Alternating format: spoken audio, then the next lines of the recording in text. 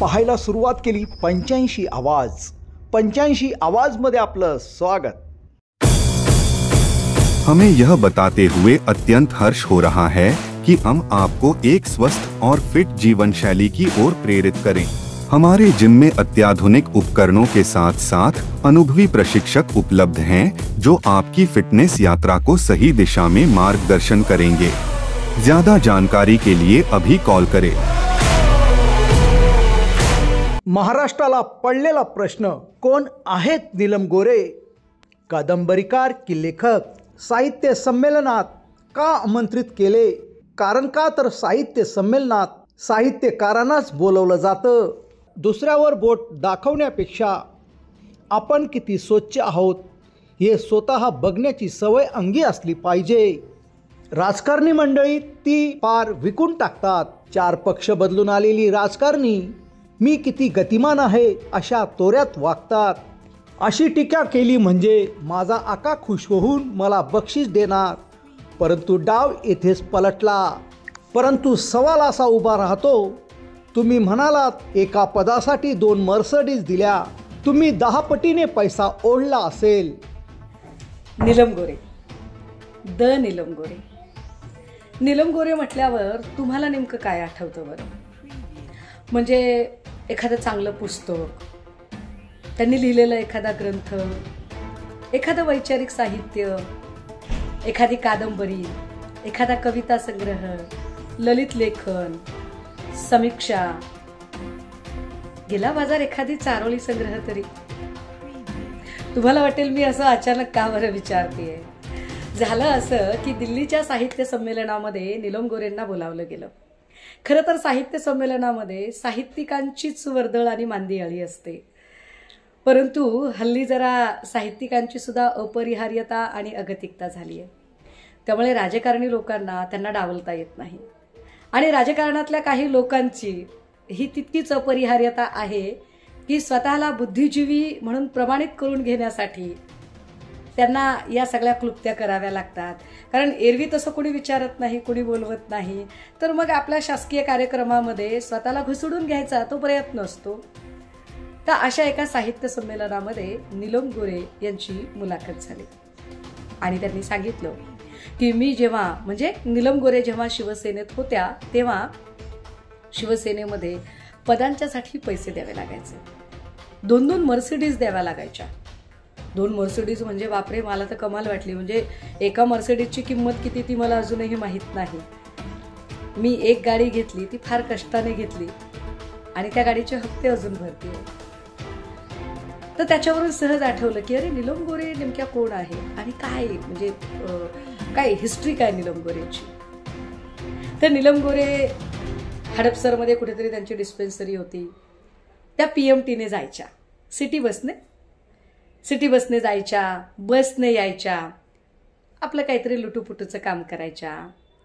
आता हे फार विशेष आहे आणि मला विचारू नका तुम्ही की सिटी बसने जाणाऱ्या येणाऱ्या नीलमताई यांच्याकडे अचानक इतक्या भारी भारी गाड्या कशा आल्या, तर ते नंतर बघू आपण.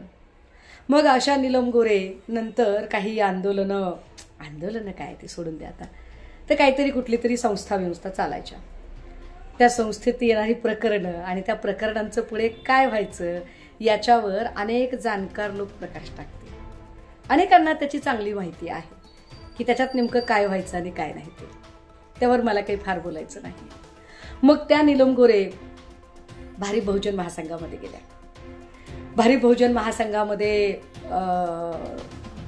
त्यांना उमेदवारी मिळाली.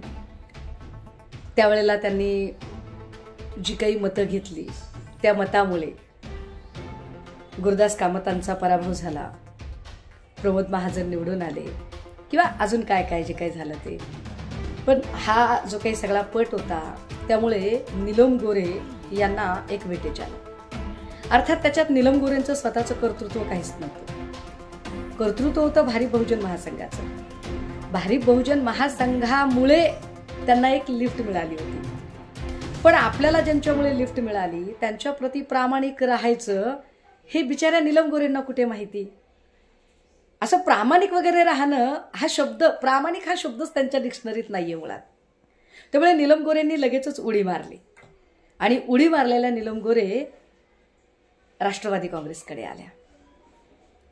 मग राष्ट्रवादी काँग्रेसमध्ये ते आधी काहीतरी मी महिलांचं करते, स्वतःच लिहायचं, स्वतःच कुठल्या तरी पेपरमध्ये छापून आणायचं, हे असल्या सगळ्या याच्यामुळे पवार साहेबांना वाटलं की नाही यार, पवार साहेब तसे महिला धोरण चालवणारे.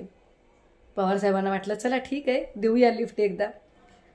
पण पवार साहेबांना ही कल्पना नव्हती की बाईंचा आणि प्रामाणिकपणाचा सुतराम संबंध नाहीये. प्रामाणिकपणा हा शब्दच त्यांच्या शब्दकोशात नाहीये. त्यामुळे नीलम गोरे राष्ट्रवादीतनंही बाहेर पडल्या. मग आल्या त्या शिवसेनेकडे. शिवसेना एक उदात्त पक्ष. शिवसेना ज्याने असंख्य लोकांना एक नवं व्यासपीठ दिलं, नवी संधी दिली. ती नवी संधी देणाऱ्यांमध्ये छगन भुजबळांच्या पासून, नारायण राणेंच्या पासून, अनंतराव अडसूळ, खासदार चंद्रकांत खैरे, कल्पना नरहिरे यांच्यापर्यंत अनेक नावं सांगता येतील की काही ठिकाणी तर ज्या समूहाचं 5% सुद्धा मतदान नाही, अशा समूहाला संधी देण्याचं काम शिवसेनेने केलं. माझ्यासारख्या अत्यंत पहाडी क्षेत्रात काम करणाऱ्या बहुल आदिवासी भागातल्या एका अत्यंत होतकरू कुटुंबातल्या मुलीला सुद्धा शिवसेनेने पदरात घेतलं. आता त्या शिवसेनेला महिला व्हिक्टिम कार्ड म्हणजे भारी कार्यक्रम आहे. मग पुन्हा तेच सगळं आलं आणि नीलम गोरेंना आमदारकी मिळाली. पक्षाला वाटलं असेल की नीलम गोरे पक्षासाठी काहीतरी देतील, काही करतील, पक्ष वाढवतील, महिला संघटन वाढवतील, शाखा गावोगावी शाखा विका काढतील, काहीतरी करतील. पण तसं काही झालंच नाही. नीलम गोरेंचं एकमात्र काम राहिलं ते दिसेल त्याची पतंग कापायचं. कुणीही मातोश्रीच्या आसपास फिरकला नाही पाहिजे. कुणीही ते जे वर्तुळ आहे त्या वर्तुळाच्या आत नाही आला पाहिजे. त्यासाठी त्यांचे हिमायतगार होते. त्यांचे हिमायतगार तसे ते तिथेही होते आणि बाहेरही होते.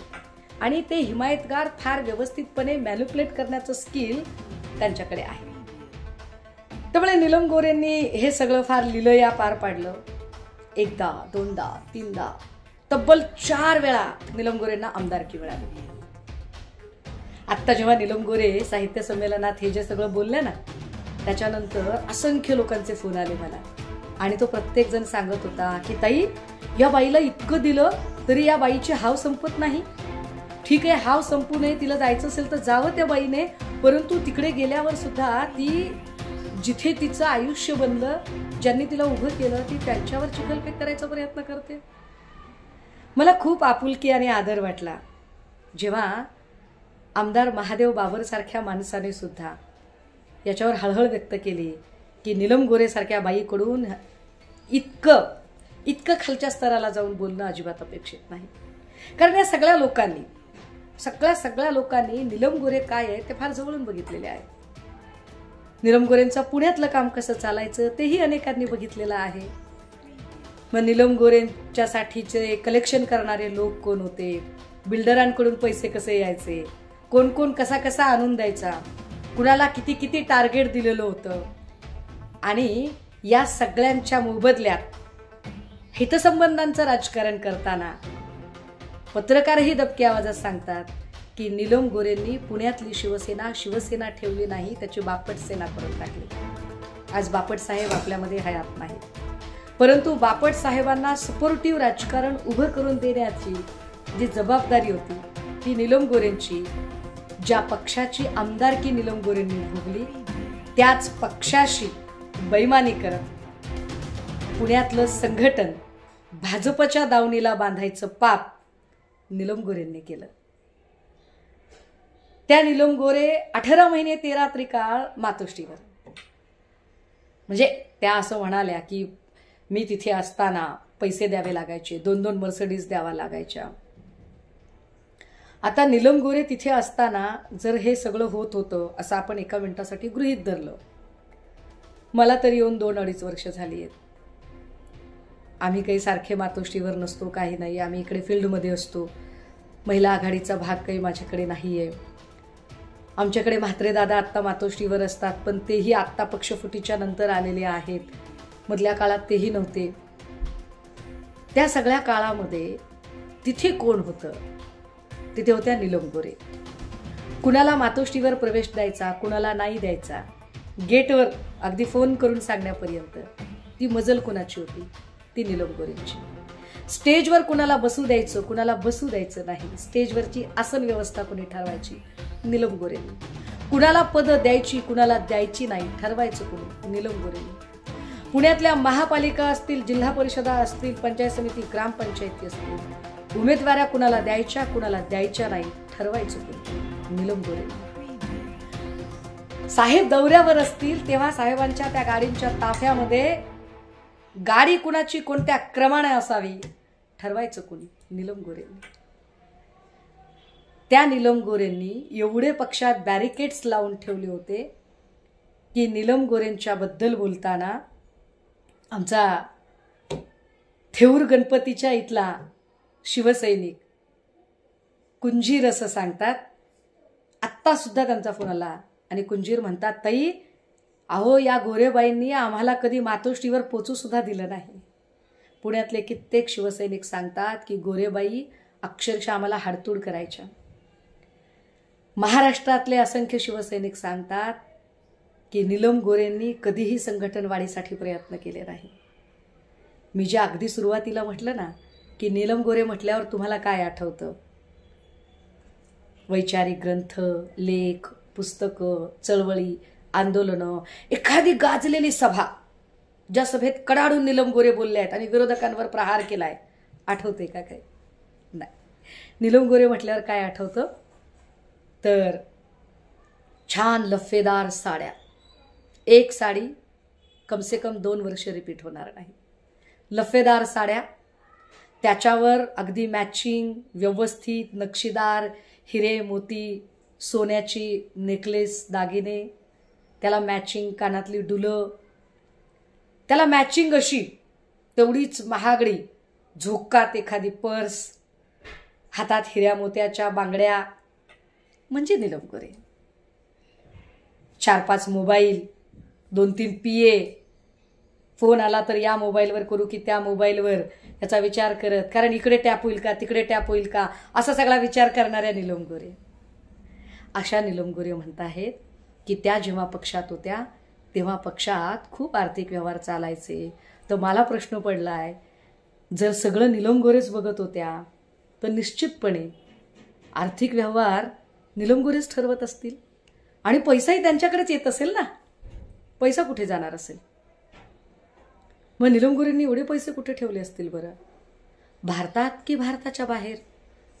म्हणजे भारताच्या बाहेर पण एखादं खातं असू शकतं. हे कुठे ठेवले असतील एवढ्या रकमा त्यांनी?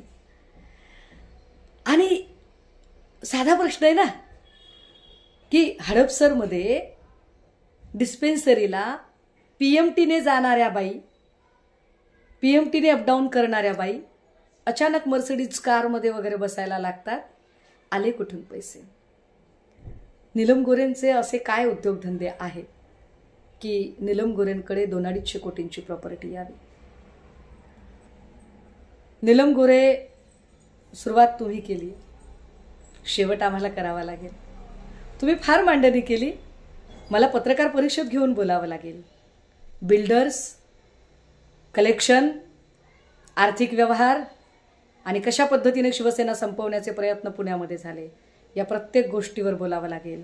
आणि हो, अजून एक, आज जेव्हा नीलम गोरे बोलल्या ना, मला आनंद आहे की अक्षरशः पुण्यातून शिंदे गटाकडे किंवा भाजपकडे गेलेले लोक सुद्धा हळहळले आणि म्हणाले की अरे रे रे, नीलम गोरेंकडनं हे अपेक्षित नाही, कारण गोरेबाई तुम्ही पक्षासाठी यत्किंचितही योगदान दिलं नाही आणि तुमची कार्यपद्धती ही प्रत्येक माणसाला माहीत आहे. तुम्ही काय केलं माहिती आहे? तुम्ही लोकांच्या जीवावर आयत्या बिळात नागोबा म्हणून तुम्ही बसलेले आहात. मी अजून बोलू शकते आणि बोलेन, एपिसोडने बोलेन.